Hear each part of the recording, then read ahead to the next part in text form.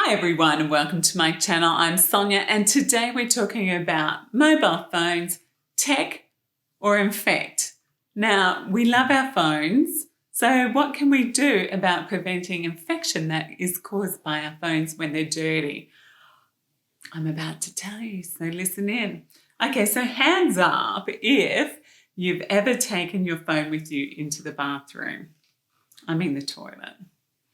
Now, either you've got your hand up right now, or you may not be telling the truth, or you know somebody who does that, right? Yeah, we all know someone who does that. It's either you or your partner or someone in your family, okay? So that is why they're called pocket devices, because they can go with you anywhere. That does not mean that it's such a good idea to take it into that area because it's not sanitary, and no, you shouldn't take your phone into the toilet with you.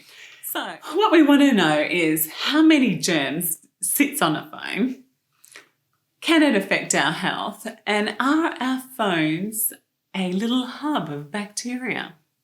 Well, the answer is yes, our phones have 10 times more bacteria than your toilet or my toilet or any toilet. And yes, they can affect our health. And yes, they do actually grow bugs on your phone. It is a little hub of bacteria. So, not a problem if you're not putting it in your mouth, in your ear and in your eyes. Oh, but hang on. When you use the phone, where do you put it? Up near your face, near your ears, your mouth and your eyes. Now then that could be a problem, and it could also be a problem if you have some sort of health issue.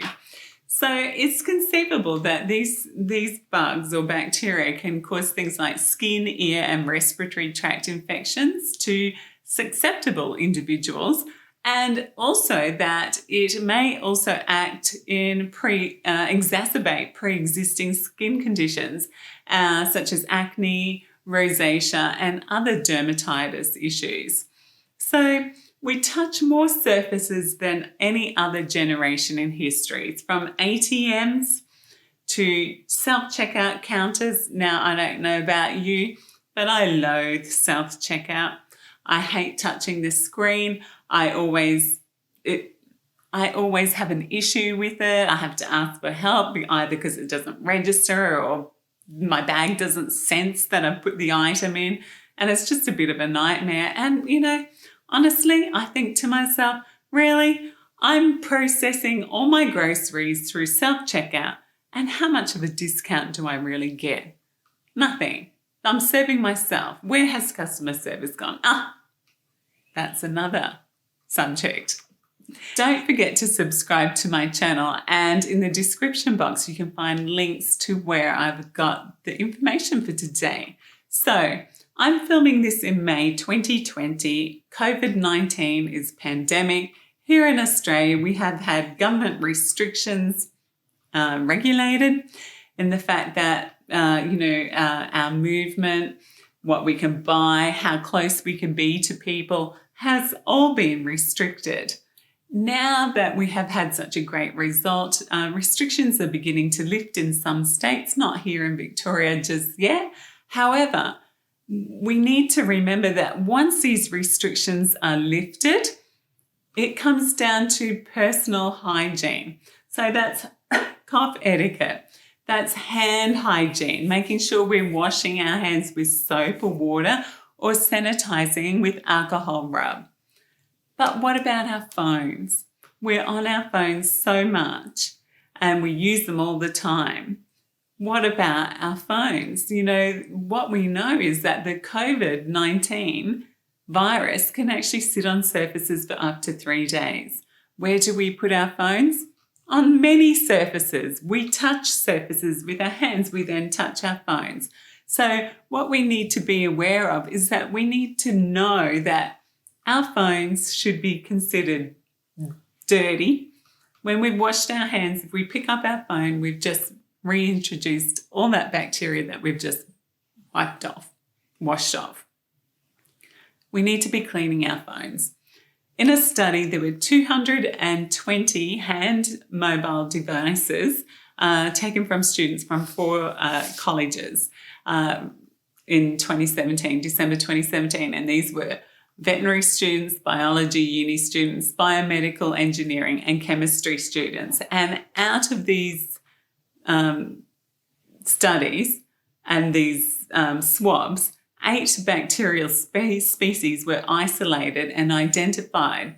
And, you know, many of those that were isolated and identified were highly resistant to most tested antibiotics. So we really do need to be careful about our phone and its use.